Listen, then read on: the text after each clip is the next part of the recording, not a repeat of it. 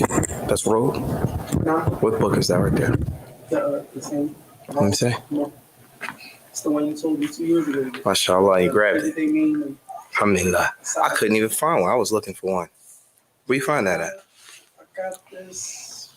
I got this in the state. Oh, Seafed the Southwest. Where's that? Is that a bookstore? Yes. Seafed the Southwest. It's online. They got everything. I need to order one, inshallah. You seen this one? What is that? I heard a whole lot about that's a female scholar, Shikana. Camilla Calvin. Kawadi. Modified. We got a lot of women in my neighborhood. She got a explanation for Ramadan. Jay, Mumtaz. I'll look at it, inshallah. Bismillah ar-Rahman ar-Rahim. Alhamdulillah. Wassalatu wassalam ala ashraf al-anbiya wa mursaleen. Nabiyyina Muhammadan wa ala alihi wa sahbihi ajma'in.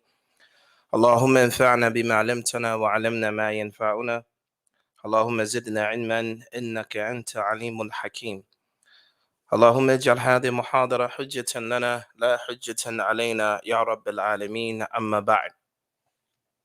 Today inshallah ta'ala this is our 22nd class in Zaad Al-Mustaq'ni, and we're in the book of Salat, the book of the prayer. The last class we had in this, we spoke about some of the conditions of the Salat. Specifically, we spoke about the times of the different salawat from Fajr to Dhuhr, Asr, Maghrib, and Isha. Today, inshallah ta'ala, we're going to talk about another very important aspect of the prayer, and it is covering your awrah. What is the awrah? Does anyone know what that is? I'm sorry? The belly button? Okay, anybody else?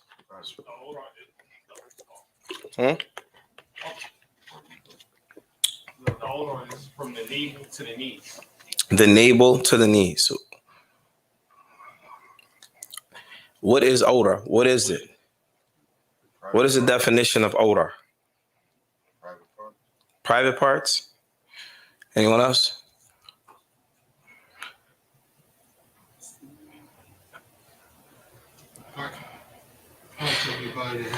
One second.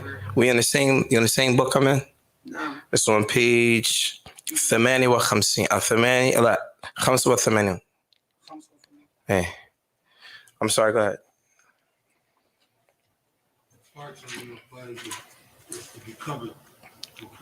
Ahsan, the parts of the body that should be covered for prayer. The parts of the body that should be covered for prayer. So inshallah ta'ala, we're going to read from some of the text. The author, rahimahullah ta'ala, he says, wa minha. When he starts off by saying wa minha, are you there? You found it? 85 at the top. The second line, it says, wa minha satrul awrah.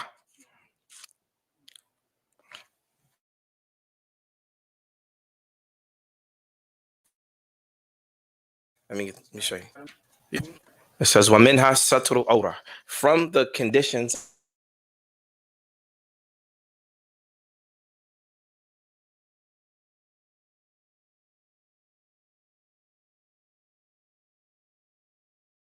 it says, وَمِنْهَا سَتْرُ الْأَوْرَةِ.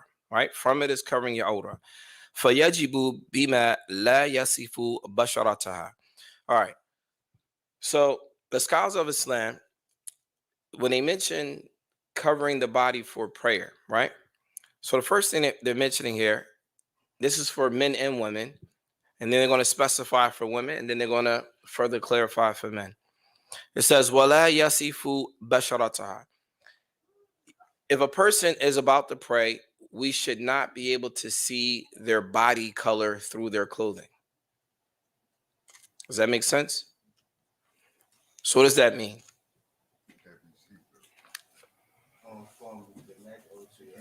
Not from the neck. Yes. You don't see no flesh, or you don't see any flesh from the parts that need to be covered. So, for example, If your awrah is from the navel to the belly button, I'm sorry, from the navel to the knee, then you should not be able to see anything in between there. Does that make sense? Did I lose you? All right. So if we say that the awrah for the man is from the navel to the knee, that means we shouldn't see your thigh. We shouldn't see your upper thigh, for example. We shouldn't see anything in between there. All right. So meaning even if you have clothes on, but they're see-through, you shouldn't be able to see through them. Right? But what about if you have tight clothes? Is your salah accepted? Who said no? You say no? Anybody else?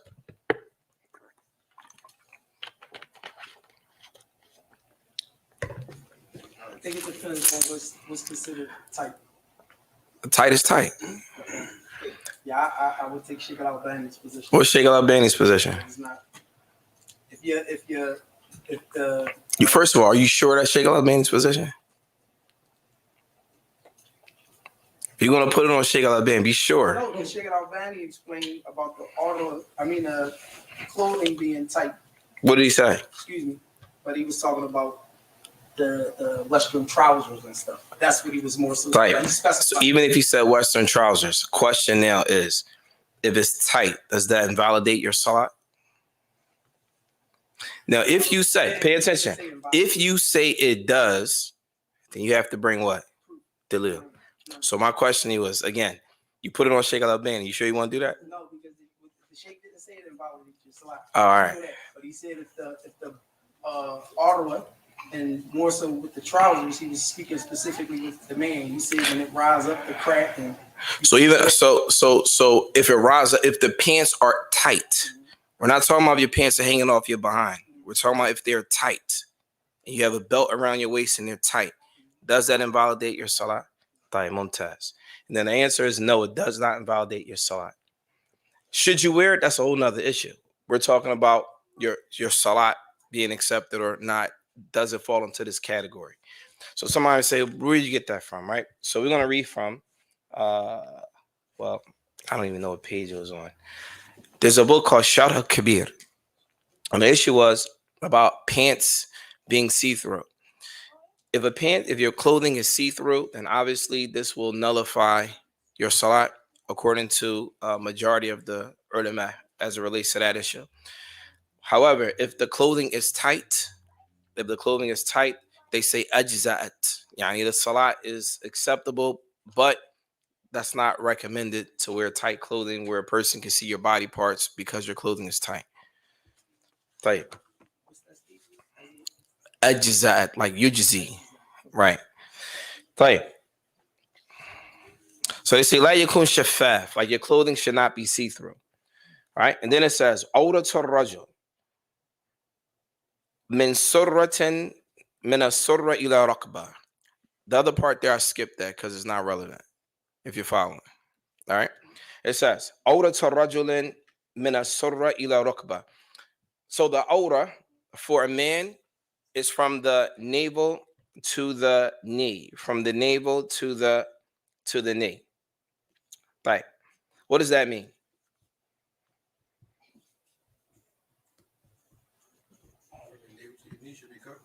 From your navel to your knee should be covered. Is that what that means? What does that mean, guys? Everything that's in between the navel and the knee. So is the navel and the knee a part of it, or is it not a part of it? It's a part of it. Does anyone agree with that statement, or is it? Do you agree? Anyone else? Right. Since you're following along in the book, go look down the bottom and see what it says. footnote. Yeah, footnote. What does it say? 1 and 2. Well, I don't know. I don't know what yours say. No, I'm saying what you was using. The footnote go to 1 and 2. I don't, maybe my footnotes, mine might be a little different. That says, when we're talking about surra, when it says surra ila rukba, from the belly button to the knee, right? You talking about Fasura Mahra right there? You want to say that? No. Not that? No. It says, walaysa min al-awrah. The navel and the knee laysa min al-awra, meaning both of them are not part of the awra. The knee itself and the navel they're not part of the awra.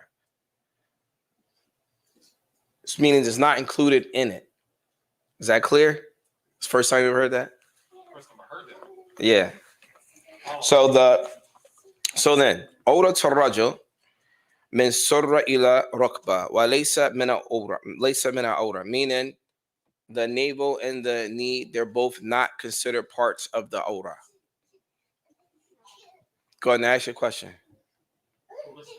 No. Right.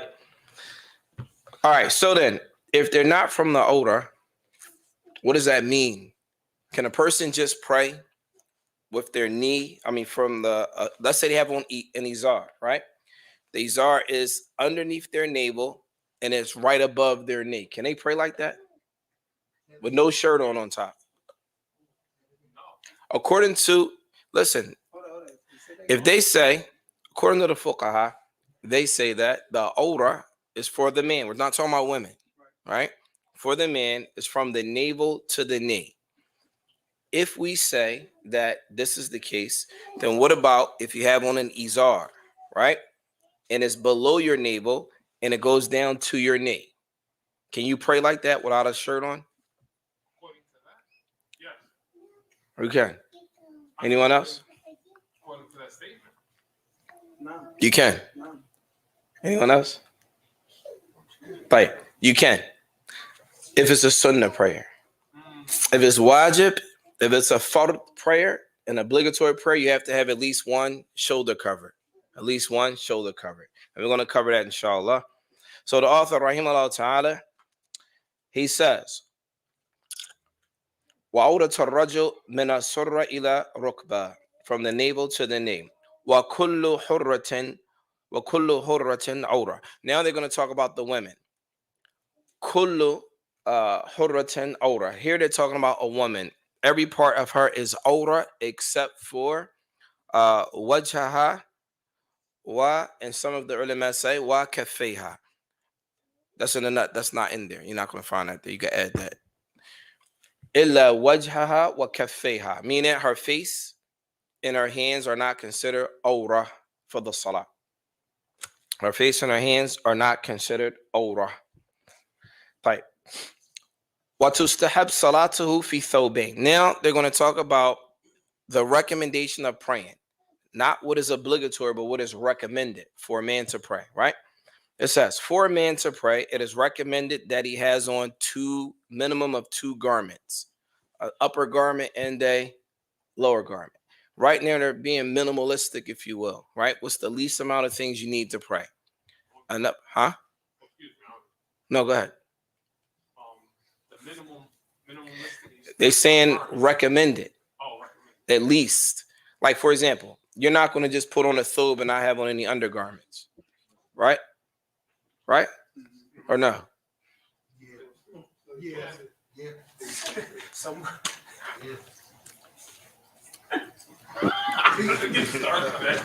Listen. What's recommended is that you put on a minimum of 2 pieces of garment. Right? So it says, "Tustahab salatuhu fi thawbayn." It's recommended that he puts on 2 garments to pray. وَيَكْفِي سَتْرَ عَوْرَتِهِ فِي النَّفْلِ مَعَ أَحْدَ عَاتِقَيْهِ أو عَاتِقَيْهِ فِي الْفَرْضِ. He said it is recommended if you're praying to have these 2 garments, but if you're praying an obligatory prayer, you at least have to have one shoulder covered. As for a woman, وَصَلَاتُهَا فِي الدِّرْعِ. A woman should have at least a long shirt on, wa khimar, and a khimar, to have her head wrapped, that wraps around. It says, وَيُجْزِئُ سَتْرُ أَوْرَتَهَا. And if she had one piece that covered all of her awra, then this also will be sufficient. Now, here's the issue that causes some concern, right?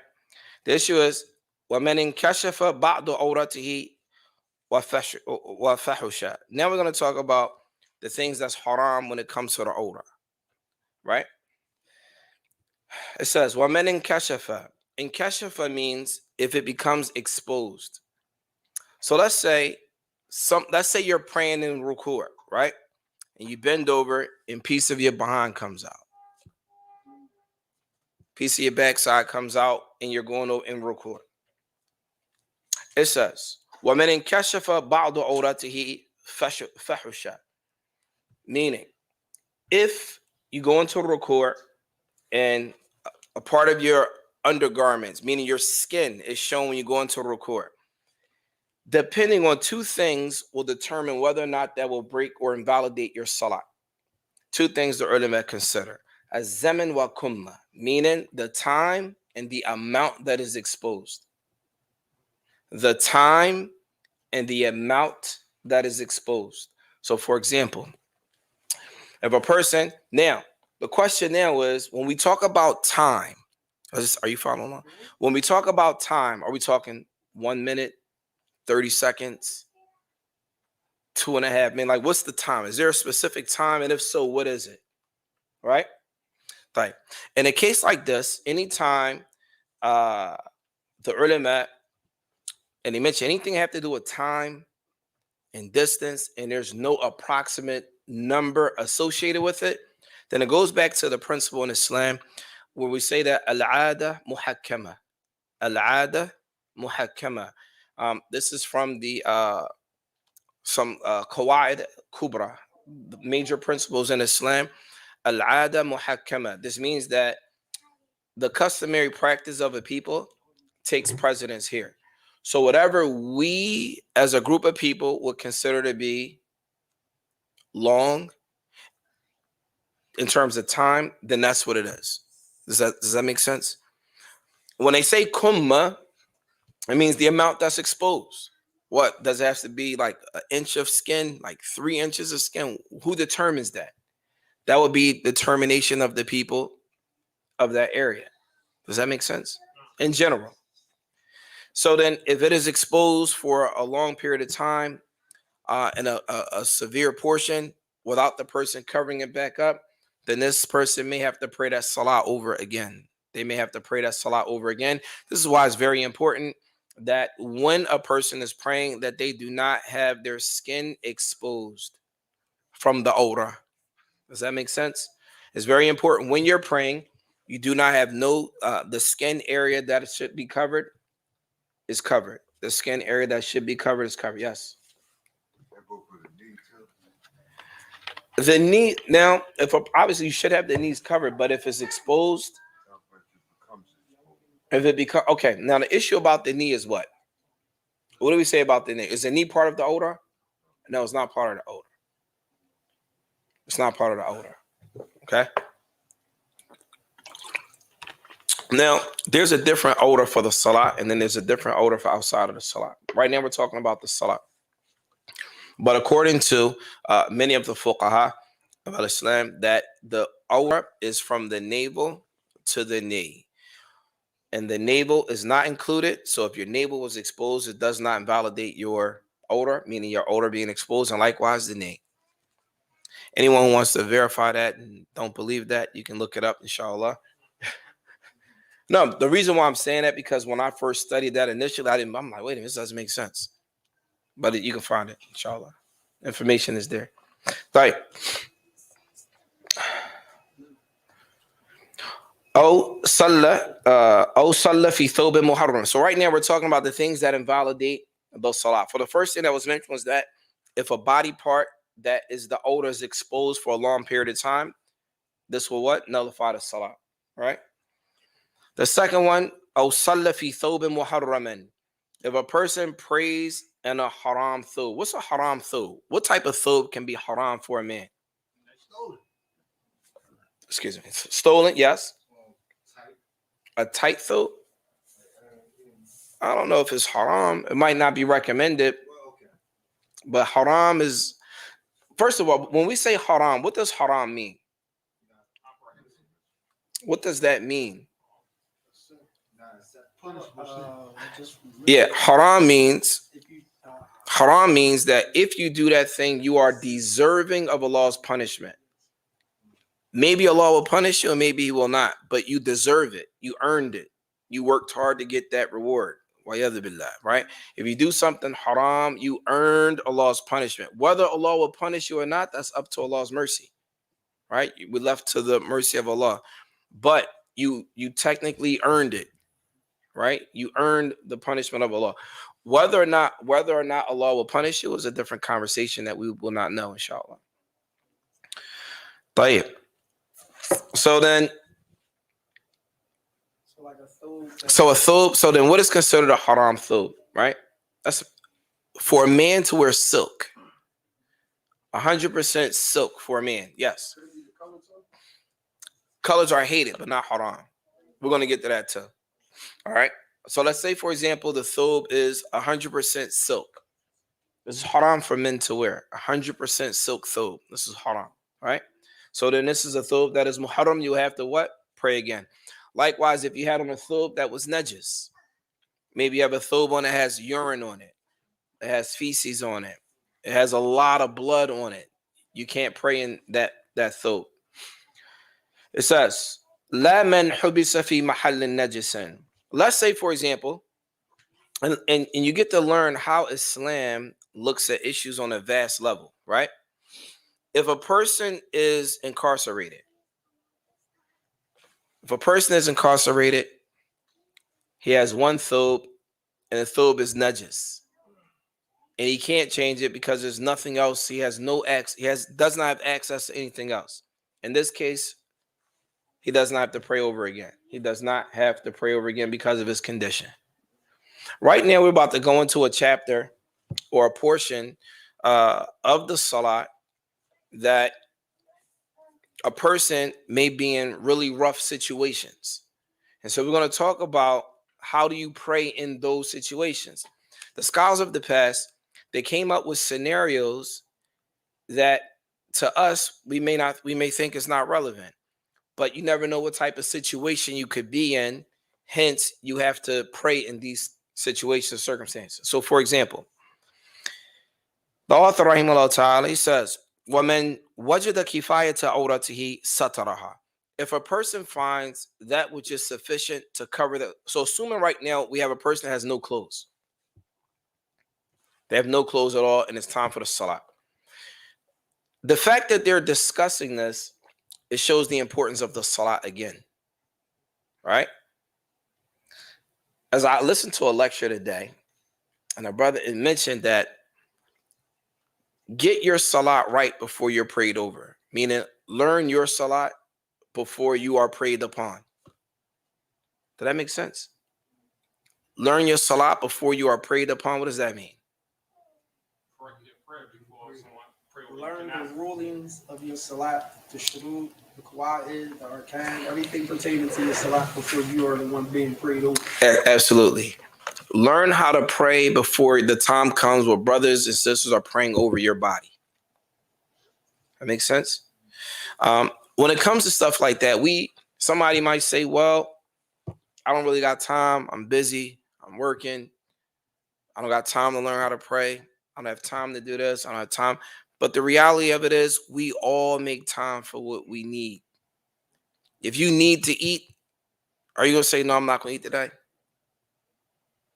If you need to use the bathroom, are you going to say, damn, I'm going to just hold off today? I'm cool. I'm going to hold off till tomorrow. In fact, if you got to go to the bathroom, what do? You're going to make it happen, right? That same energy that we put into other things that are necessary for us to do, we have to put that same energy, or if not more, into making sure we know how to pray. Does that make sense? The same way, the same energy. That's if we believe in Allah on the last day. That's if we really believe in Allah on the last day, then that's the type of importance it has to be. Anything less than that is a problem. Does that make sense? Anything less than putting all the energy in and making sure you know the minimum of how to pray, it's a problem. Some of us have been Muslim for some time and we don't take the importance to learn how to pray. All right, we're busy. Everything else is more important. I was hungry. I had to do this. I had to do that. I was doing this, I was doing that, and you did. And the thing is, how many days, how many chances do you think we're going to get? Every time a person dies, Allah subhanahu wa ta'ala gives us a glimpse of our reality, that we're mortal. Every time a person dies, Allah gives us a glimpse of our reality. It's a sign to let you know your time is coming. If a person understands that their time is coming and you don't know how to pray and you haven't focused on praying, what are you waiting for? What are you waiting for? And a lot of times we worry about the wrong stuff. But like I said, this is only important for the one who believes in Allah on the last day. If we really don't believe in the law on the last day, then it will be known on the day of judgment. You'll know. So then, it says, now when we listen to this, you're going to understand how important the salat is. So he says, فَمَنْ وَجِدَ كِفَايَةَ عَوْرَتِهِ سَتَرَهَا. Whoever doesn't have any garments and they're naked, whatever they can find that's going to cover their awrah, then they find and they pray in it. Does that make sense? It says, وَإِلَّا فَفَرْجَيْنِ. Let's say, for example, all they found was 2 sheets of paper. It said if you're naked and you have nothing to cover your awrah, and you have 2 sheets of paper, then you cover your private parts only and pray like that. And then he says, فَإِن لَمْ يَكْفِيهِمَا فَدُبُرْ. If you don't have 2 pieces of paper and you only have 1 piece, then cover your behind. And cover your backside, right? It says, وَإِنْ أُعِيرَ سُتْرَةَ لَزِمَهُ قَبُولُهَا. Now let's say, for example, we're of the type of people where we don't, you don't like taking stuff from people. No, I'm cool. All I have is this sheet of paper. I'm going to just pray like this. I'm cool. No, man, here, take this, bro. No, I ain't. In this case, if someone's giving you a garment to pray in, it says, لَزِمَهُ قَبُولُهَا, meaning it is incumbent that they take that garment to cover themselves so they can what? Pray. Right? And then it says, وَيُصَلِّي الْعَارِ قَائِدًا. Now let's say, for example, he doesn't even have a piece of paper. Does Islam show a person how to pray even if they're butt naked? Let's say you put in a hole, if you're incarcerated, you're in a hole and they took all your clothes. You have nothing. Islam talks about that too. This shows the importance of not leaving off the salat. If Islam is going to show you how to pray, even if you're naked, what is that? Think about that. How important is the salat then? So look, it says, وَيُصَلِّي عَارِ قَائِدًا بِالْإِمَةِ. If a person is naked and they have no garments, then they pray sitting down. They pray sitting down. Bil ima. Ima is they use their head to make ruku and sujood, and they don't move too much. Right? And then it says, Bil ima istihbaban fihima. It is recommended that they pray that way. Right? It says, Wa yakunu imamahu. Now let's say it's a congregation. It's men there and all the men butt naked. Wa yadhu billah. No, I hate to say it like that, Sheikh, but just so that the people understand how this is whoever's listening, not from here, this is the language we speak here. All right. So they don't have on any clothes, right? They're naked. The men are naked. Do they pray in Jama'ah or no?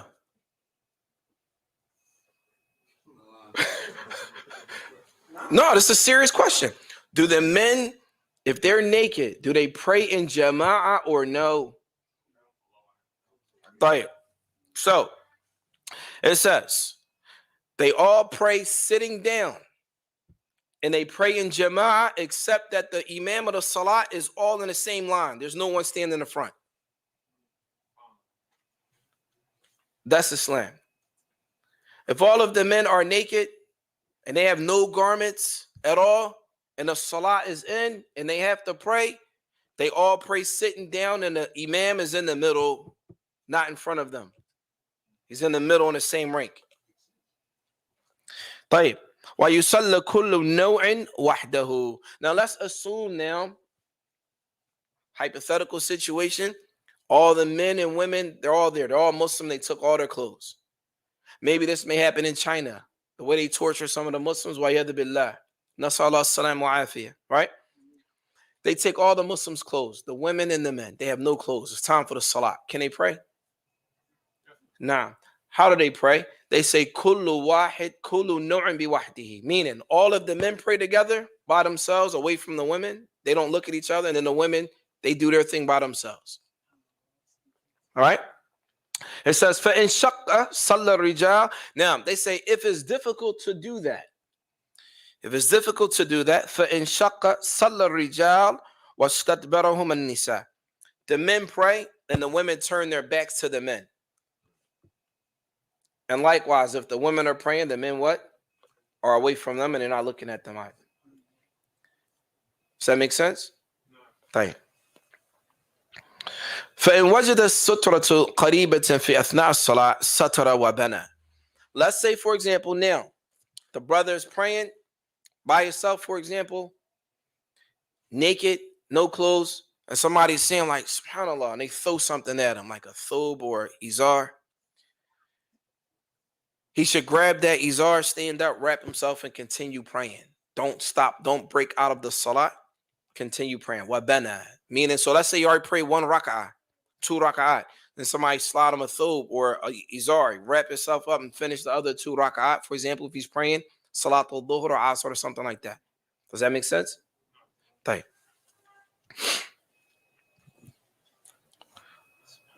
If they can't, it's heavy, right? It says, وَإِلَّا. If they can't do that, meaning if he moves too much, ibtada'a, meaning he start the salat all over again. Meaning, if you move too much, you break out of the salat, then you just pray the salat again. But in some cases, the salat does allow for some movement. Does that make sense? But if you move too much, then you break out of the salat and you start the salat again. Question now, what's considered too much movement?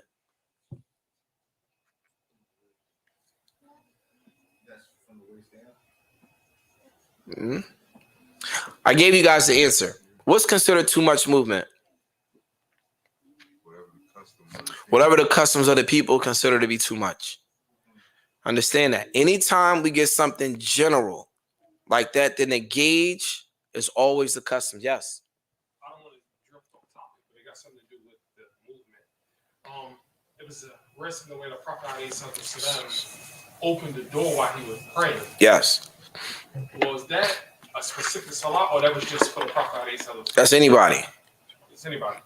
So was that too? I mean, like, how do I understand that movement? If he was close to the door, or if you? I don't know. It's the movement. He moved and opened the door. Whatever they considered to be. Obviously, that movement wasn't considered to be too much. Yeah, right? Yes. So Some of the ulama, I'm sorry. Some of the ulama mentioned, because it just came back to me. Some of the ulama mentioned that if you move so much that a person would think you're not in the salat. That's the gauge. Malish. Yeah. If you move so much that a person would think you're not praying. Yes. You gotta grab the kids or something like that. Same thing. If you're moving too much so that a person would think that you're not praying.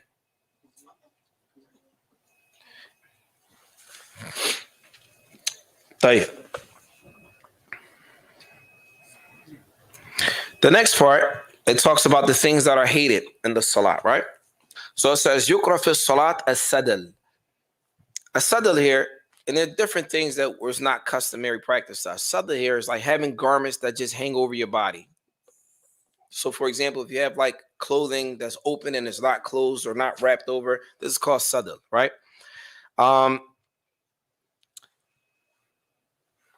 If a person covers their face in the salat, this is also not recommended. Wa kuffa kammihi. And if you have long thing, you feel like a long clothing and you roll it up because you don't want it to touch the ground or something like that, this is also something that's hated to do.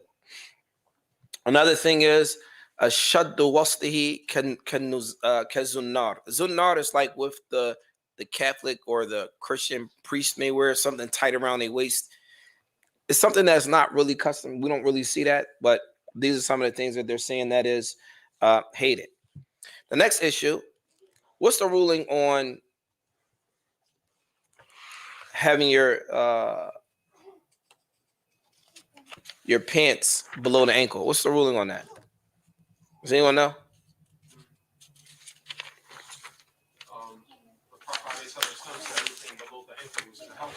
Mumtaz. So now we're going to talk about this, right? An-Nabi alayhi salatu wasalam, what? He said, Kullu man tahta ka'bayn fahuwa fi an-nar. Right? So, and this is very, very important. When in Al-Islam, when the scholars of Al-Islam, they mention issues like, let's say, Kullu man tahta ka'bayn fahuwa fi an-nar.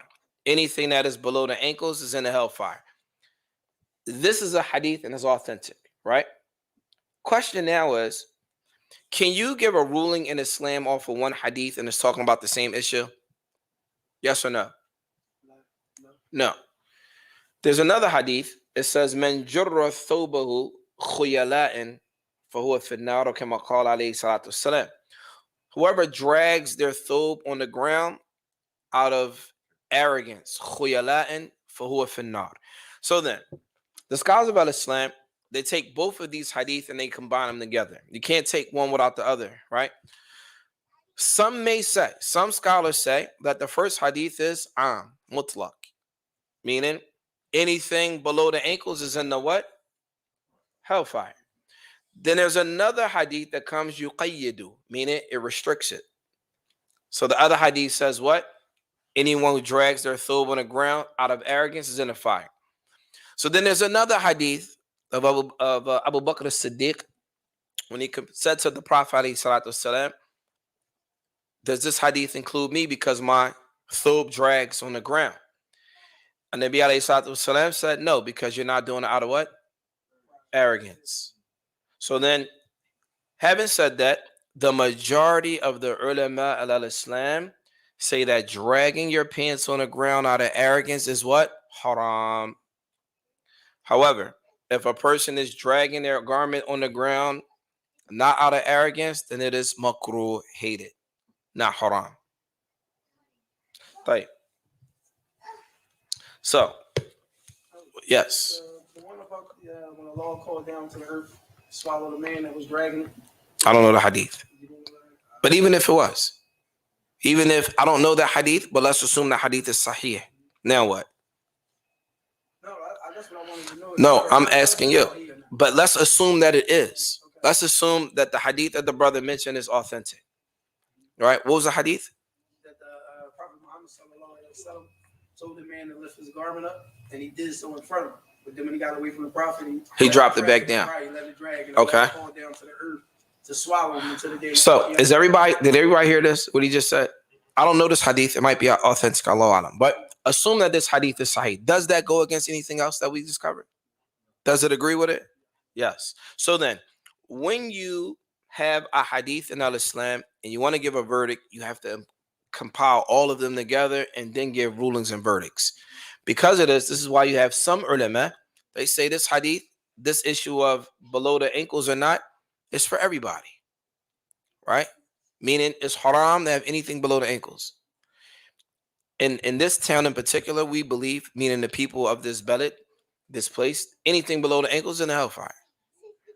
Whether you're doing it out of arrogance or not. This is the belief of most of the people here, correct? Right. That's a position that some of the scholars hold. But the majority of the Salaf, meaning majority of the scholars of Al-Islam, they hold that if it's done out of arrogance, it's haram. No difference of opinion on that. But if it's not done out of arrogance, then it's hated. So a person may say, how do you know if you're doing it out of arrogance or not? So someone may argue with that and say, how do you know if you're doing anything out of arrogance or not? That makes sense? So what I'm saying is that this issue, it has some kalam on it. So it says, and we're reading from Shad Al-Kabir, right? It says, وَيُقْرَأْ إِسْبَالُ شَيْءٍ مِنْ ثِيَابِهِ خُيَلَاءٍ. It says,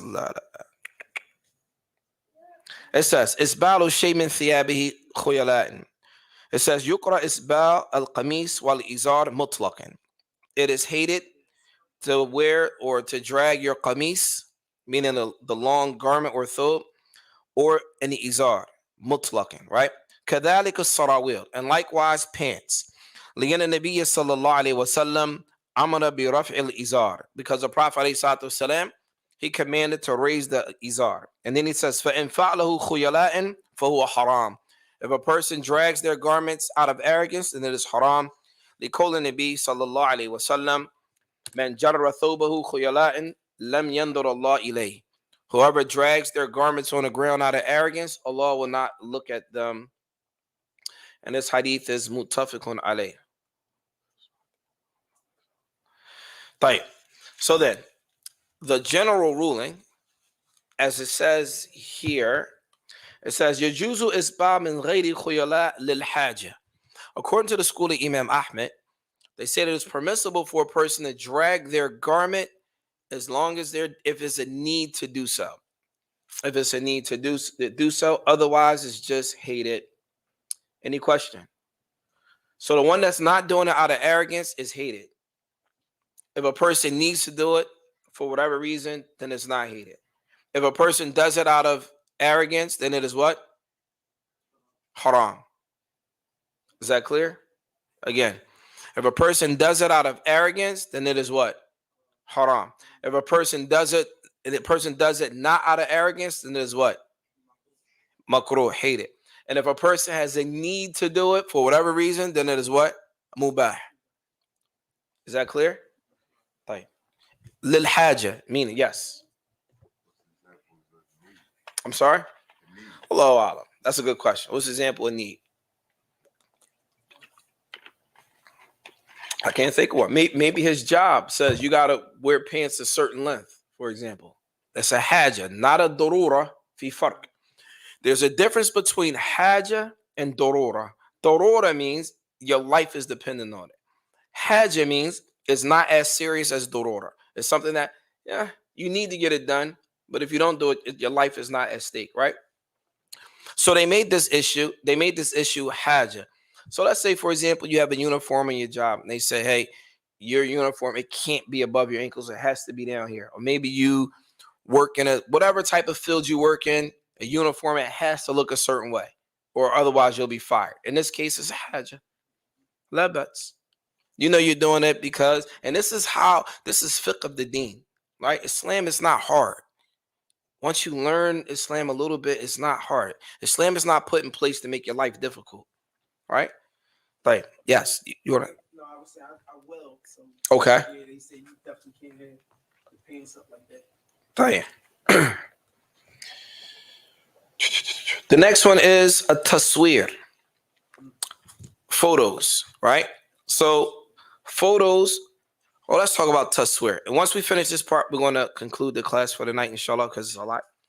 The next one is photos. When they say tasweer, what's the ruling of tasweer? What is tasweer? We spoke about this the other day. This is ironic that is in the class tonight, right? What is tasweer? The brother's not here. What is tasweer? What does that mean? Nobody knows. Pictures, right? The picture maker is what? Curse. So 20 years ago, nobody had photos on the internet. Nobody what? Because everybody said it was haram, right? What happened? It's not haram anymore? No, don't. No. Oh, everybody know the rulings now. No. Oh, so wait. Time out. Before, it was haram to have pictures anywhere. Now all of a sudden, like that, man. What? We don't care no more? Is it loopholes? They found a couple loopholes. What's the ruling now? What's the rule on taking pictures? So wait, first, let's look at this book here, right? This book was written when? The hadith about tasweer, where Allah subhanahu wa ta'ala cursed the musawwir, right? The one who makes pictures. Images, right?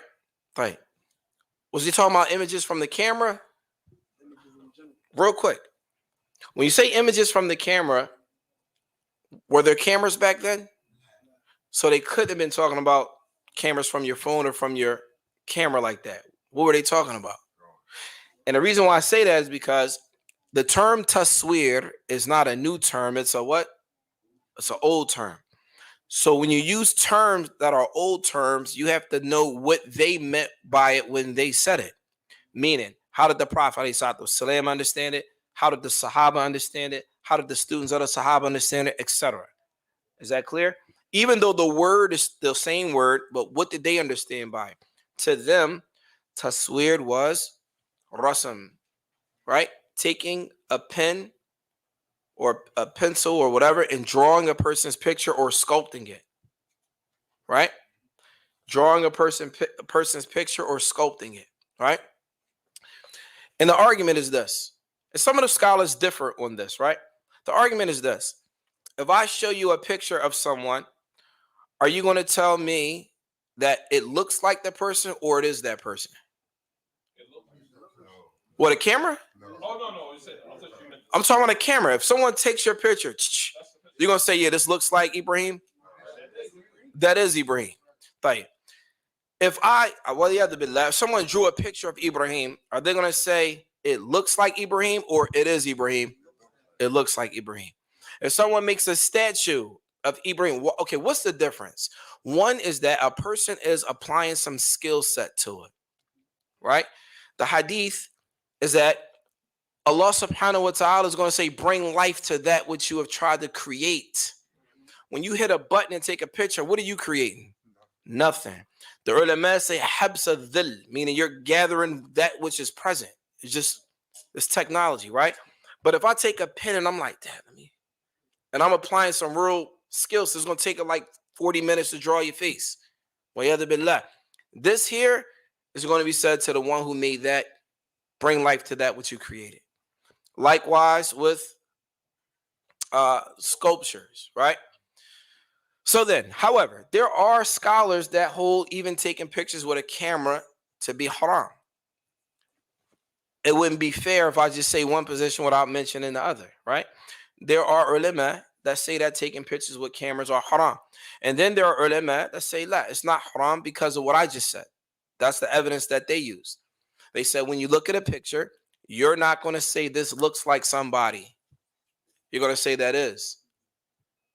If I bring you a picture of him, I'm going to say, do you know this guy? Do this look like something? No, that's him. That's him. All right? That's the argument. But having said that, yes. I'm sorry.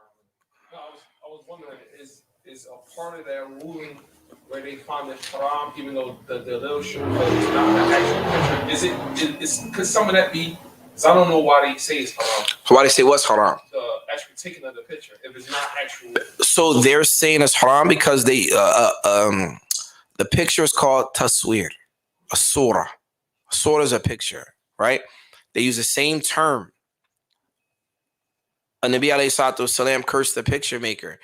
You might say, all right, you take a picture. You consider a picture maker to the terms. Some ulama hold that position. Based upon that. Yeah, based upon that. Some scholars hold that position, yes. So in other words, you're saying when it comes to your position or anyone's position, it's what they take or what scholars. So when it comes to following positions, right? And this is where a lot of us, where we live, we fall into problems, right? The problem is, let's say I'm student Fulan. I say taking pictures altogether is haram based on this hadith, and anyone who opposes that fits into this category. So you leave the masjid here. I heard student such and such say this, and then you go to another masjid. They took a picture. They're on bid'ah now. They're committing innovations. This is where the problems come at. Instead of saying, damn, maybe they know something else. Maybe they follow a different position. But the problem is with us, sometimes people think that your position is the position. And you have to be really careful with that. Islam is not black and white, right? It's not black and white.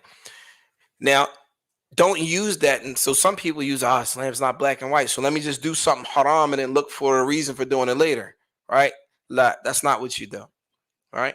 But when it comes to issues like this is the argument that many of the scholars, like for example, some people would have said being on camera and giving a class. This was haram 5 years ago.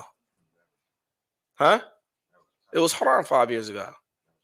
Now, yes. See that? But see, money is necessary. You need money. So now you're making exceptions for things you need. All right? Yeah, but you didn't make it, though. You didn't make the picture. And plus, I don't know, people don't carry cash no more anyway. Maybe you, but most people don't. Huh? Yes.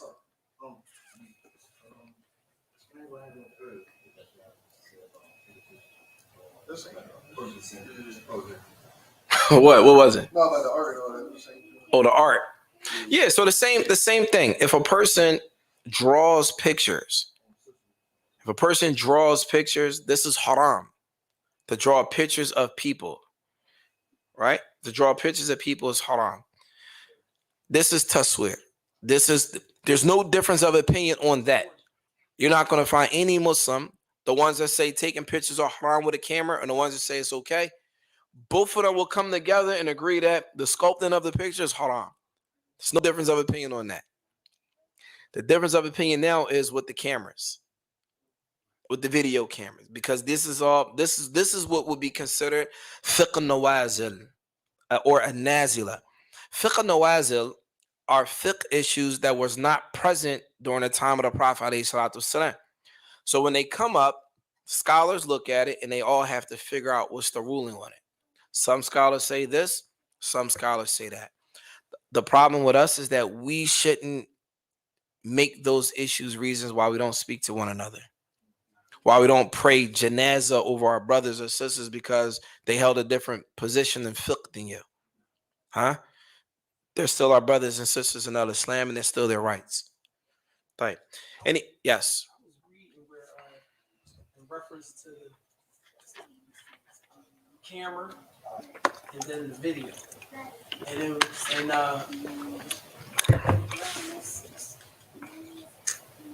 Sheikh Fawzan or Sheikh Demin was one of the two. It was explaining, Sheikh Fawzan Hafidullah Ta'ala, was explaining that the actual picture, falls under when Allah subhanahu wa ta'ala is going to question you about putting a soul in that which He created. Sheikh Fawzan said that. I remember, and I think that's his position. I remember one day, we were in Mecca. Sheikh Salat Fawzan was teaching a class. It was a bunch of students there. And there was a guy who walked behind and pulled out his phone and started taking pictures, and the Sheikh screamed at him. Oh, yeah? I was there. It's on YouTube. Maybe it's a different. No, I'm not. Listen. Let me say I'm not gonna say I was there then, but I know it happened on multiple occasions with him being there. He did that a lot. So I can't say I was there, but I haven't seen that. I don't want to put myself. I might not have been there. Yes. No, I'm just saying. Yes. Even with the difference of opinions with that, right? See, a lot is some of the rulings, and this is just a question from a leader. Is some of the rulings inspired by we know they're using the Quran and Sunnah to come to a verdict, but some of the things in that land is upon what land? What land? Like the land of the Muslim. Any Muslim land or any place. I'm saying the customs. Right. Say for instance, the Sheikh of the man, 85, 86 years old. At his time, they didn't have no cameras. There's no cameras growing up at his time. Right. They got kids now 15, 16 years old. They got cameras. The Quran and Sunnah is nothing, never changed. But it's the verdict. It's based upon their customs too. Sometimes it'd be from the. Sure. I understand what you're saying. The verdicts generally are based on what you know, what you expect. For example, we have Quran, Sunnah, understanding of the Salaf. You have ulama in a particular place. They're giving rulings based on what they see around them and how they understand the text, right? Then life takes over, meaning things change. I'll give an example. Imam al-Shafi'i, rahimahullah ta'ala, do you know where he's from? What was he from? Iraq. Right. Imam al-Shafi'i, rahimahullah, he gave verdicts in Iraq, fatwa, right? Then he went from Iraq to Misr, to Egypt. When he got to Egypt, he changed a lot of his fatwa when he got to Egypt. It's the same Quran, same Sunnah, same understanding of the Salaf. Lacking why, when he went to Egypt, the rulings changed? Because the condition of the people changed. But the text is still the same. So a person may say that doesn't make sense. Well, Islam gives us rules and regulations. Dawabit. Dawabit are boundaries. Well, you know the word I'm looking for. Islam gives us boundaries and how we. So, for example, the boundary may be from here to here, and anything in between based on the text and how you look at it. So, a person may rule, okay, based on this situation, it fits here with that dalil going this way. It's still within the boundaries. When he went to Egypt, it's like that's not going to work for the people here. So I'll give you an example. Saudi Arabia, right? Up until a few years ago, women couldn't drive cars. Was it haram? La. Even some of the ulama will say, we're not saying it's haram for the women to drive cars, but the law made it impermissible for the women to drive cars because of another fitna that they had in their society. So much so that when I was living here in the U.S., there was a sister here 20 years ago that said the ulama say it's haram to drive, so she refused to drive cars. Here in the U.S., not understanding that was for their society. Whereas here in America, you tell a woman, she like, doesn't make sense. She grew up driving cars. It's a different dynamic, a whole different society. For that reason, this is why many of the ulama, when you go study Islam, many, especially being from where we come from, many of the scholars say that we should study fiqh. You need to study fiqh. Why do you need to study fiqh? Because when you go back to your country, you have your own set of issues you're dealing with. This is why when you study Islam, the ulama, they don't want you calling Saudi Arabia for every single issue that goes on in America. What does that mean? Oh, that means you don't want people to take from the ulama. No, that's not what that means.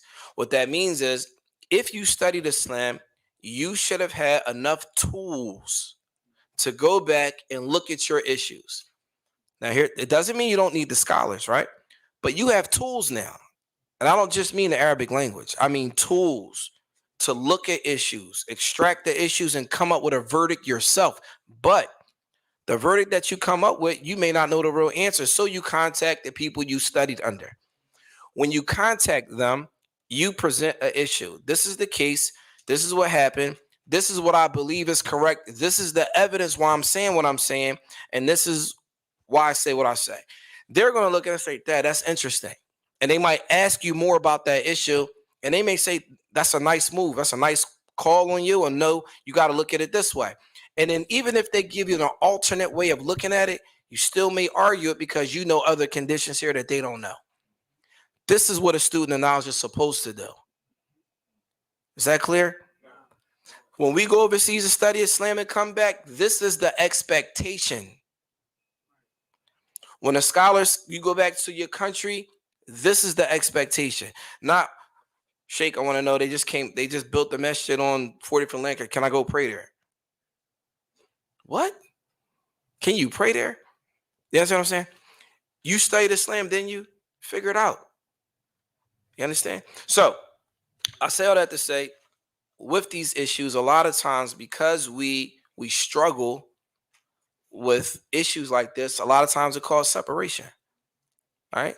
But your job, meaning as a student of knowledge, your job is to know where you're at, know the condition of your people. Whoever listens to our class online, sometimes you may not understand our language because our audience is Philadelphia and the surrounding area. We all understand the same language. If I were to go to California, I might have to change the way I speak. I may have to learn. You want to talk about different customs? We have different customs even here in the U.S. There's certain things that there's certain ways we can move here in Philly that if I went to Arkansas, I can't move that way. If I go to Texas, I may not be able to move this way. If I go to college, it's different. We have students of knowledge all over the U.S. A student from Arkansas know how to deliver whatever he needs to deliver to his constituents there. A student in New York, he knows how to deliver to his people there. Philadelphia, so on and so forth. You can't expect people to come from a certain place, and it's the same Quran, the same Sunnah, and the same what? Understanding of the Salaf. Right? So, Allahu Alam. I don't even know how we even got on that, man. Any other questions, brothers? Huh? Yes. Got it from being nude. That's how we got here. What happened? From being nude, that's how we got here. Being nude? Yeah. Who's nude? Oh. All right. Being so you on the topic, you started off with the topic of transparency when it comes to clothing and being able to see the skin and the flesh and stuff like that. One of the major issues right now with our sisters is the fishnet, see your foot stockings. So the question now is the foot outer or is it not outer? For the female now. It is? It's outer. Okay. Some of the ulama say that the feet is not outer. Yeah, nah. So what I'm saying, I'm not saying that that's my position. What I'm saying is, what I'm saying is, if you're going to tackle the issue, you got to tackle it, right? You got to come up with what position you believe to be correct. You might believe that a woman, like you might take this position, kuluha older, all of the women's older except for her hands and her face, so that her feet should be covered. Like she might be, I think it was a position of Imam Malik that say that the woman's feet are not older. Now what? Now you're going to say that the sisters that don't cover the audio on bid'ah, they not on the sunnah over there because they feet exposed? Not. It's difficult, right? So this is what I mean. We got to be cautious. Just because a Muslim, I'll give you an example. Here in this city, Sheikh Al-Albani, rahimahullah ta'ala, his position on a lot of issues that was it. Meaning, you a new shahada, you take Sheikh Al-Albani's Sifat Salat Nabi, and if you went against that book, you're an innovator. Who remembers that? Yeah. If you came up from Rukur and you put your hand on your chest, a'udhu billah, your hands had to be on the side. If your hands was on your chest, he's an innovator. Right? These issues separated and divided the Muslims. Fiqh issues. Issues where the Salaf differed. Right? So having said that, you just got to be careful. The issue of the women and the fish, I don't want to get in that. So with that is all right. So that would basically boil. I mean, a lot of out for our sisters with knowing that for my positions and all. But maybe that needs a separate whole lecture talking about that. Yes. That sounds like what you were just saying. It sounds like that was an issue with the toilet 20 years, 15 years ago. I wasn't no student 20 years ago. No, hear me out. No. Hear me out. What year is this? 22? 22. 20 years ago, I wasn't no student. But it was the issue that affected the community. 20 years later, It's something different now. The same little stuff, but it's something different now. It wasn't the same. Now everybody, all right, we learned that part. Now we moved on to something else. Right? We got other issues. 20 years ago, I remember this one. I said, man, I got to study Islam. 20 years ago, we were in the masjid for Fajr in Maryland. A brother came in the masjid, right? And he prayed Fajr with us, and he had his hands down to the side. So after the Salat, I think he came in late. The brother said, yeah, I'm going to take it to him. It's bid'ah, right? So the brother, he walked, I remember the brother. He walked up to him after Salat al-Fajr. He says, Akhi, this is against the sunnah of the Prophet, alayhi salatu wasalam. So the brother said, wait, I'll be right back. He went out to his car, and he grabbed a book. He came back, and it was all Arabic.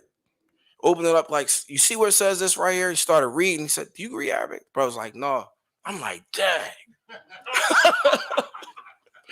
The brother opened up an Arabic book and started reading like the different positions of the sky. I'm like, dang, this boy heavy. I said, let me back up. I was just an innocent young kid bystander. I'm just looking like, dang, that's deep. But what I realized is that if you're going to open your mouth, you need to know what you're talking about. I learned that from that point. I saw somebody get embarrassed. He was embarrassed.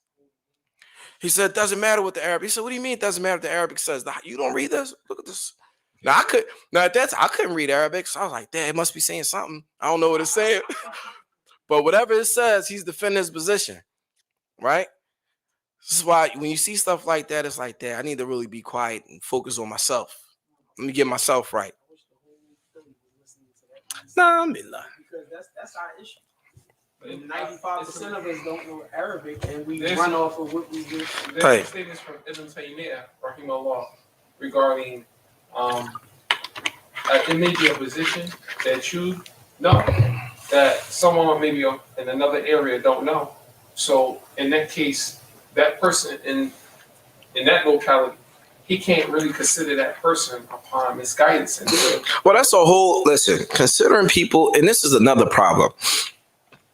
Why is it that with us, you can go to any other community, right? If we were to go to any community in this city or outside of the city, they're never talking about who's the people in misguidance, and but it's always us, as if we were given like carte blanche, like we're automatically going to Jannah and we can look at everybody else and all their faults. Who told you that? But what I'm saying is, but you know your reality. You know you're not built like that Islamically. You know that.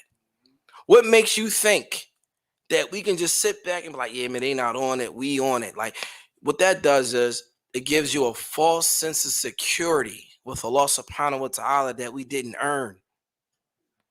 Some of us that believe this don't even know how to pray properly.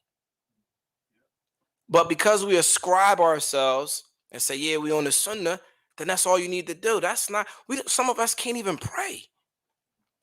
Some of the men, you go home in your house and you can't even recite Al-Fatiha, cuz like, what's up?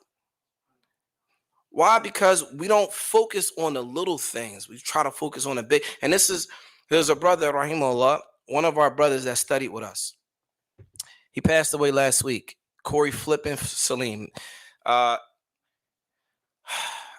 When he passed away, there was said that he said, the people focus on the small things, like learning how to pray, like learning your tashahhud in the salat, like making dhikr after the salat, like focusing on your own soul, like putting yourself in position so that when you die, it's like, inshallah, I might be from the people of Jannah, like inshallah, you know what I mean?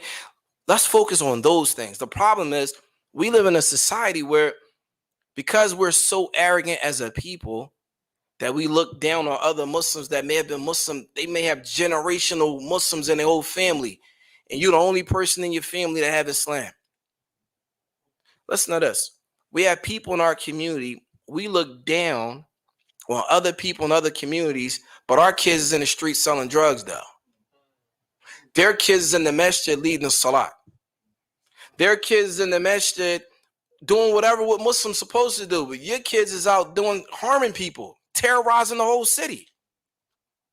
Your kids terrorize the whole city, but you're sitting there looking down on every other Muslim. But your children, Dad, isn't that your son?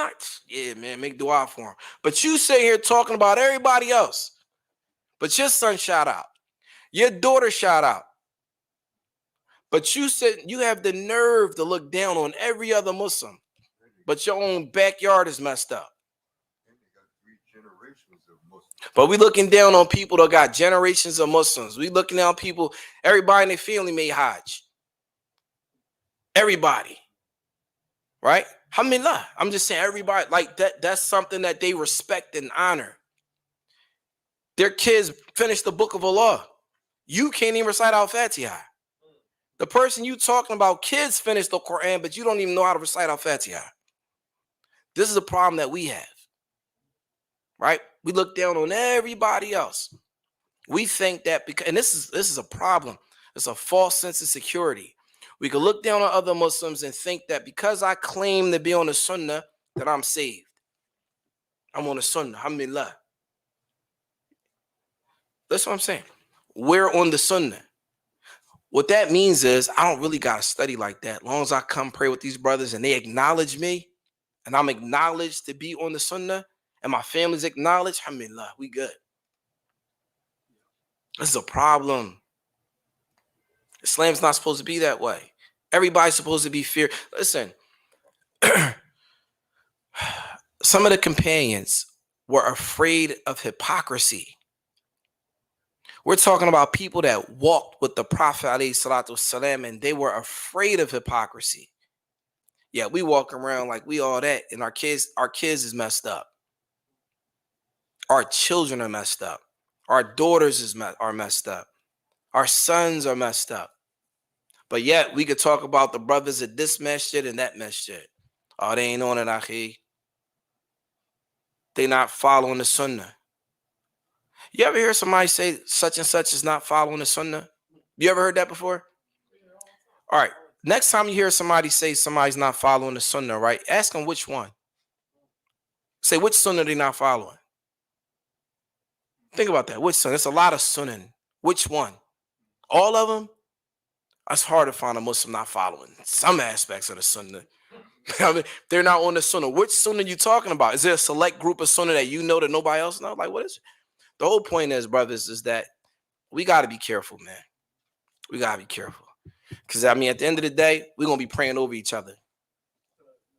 And listen, because of these bickering and beefs that we have between the Muslims, right? If a brother dies, we're not even praying over him because somebody else, they're hostile. Like, come on. Like, this is it, man. When you die, that's it. You're not getting another opportunity to come back. That's it. It's over. It's over. Are the beefs that serious? No. It's not. If we're sincere to Allah subhanahu wa ta'ala, we should be able to fix whatever problems that we have. And if not, then you got to take it to the grave. But who's really trying to take something like that to the grave? Beefs you have with Muslims that's not even that deep. It's not that deep. When you sitting there and you bury somebody and you got to put the little wood plank in they dirt and you got to be the one to do it, it's going to make you think. You know, and the little thing you put down on there, when everybody walking away and the person in the grave and you know that person, like that was your man, y'all was cool. That's messed up. Like now it's like, dang, we got to figure this out. So anyway, I'm gonna close the class out with this. Any questions outside of that? طيب سبحانك اللهم وبحمدك أشهد أن لا إله إلا أنت أستغفرك وأتوب إليك السلام عليكم ورحمة الله وبركاته.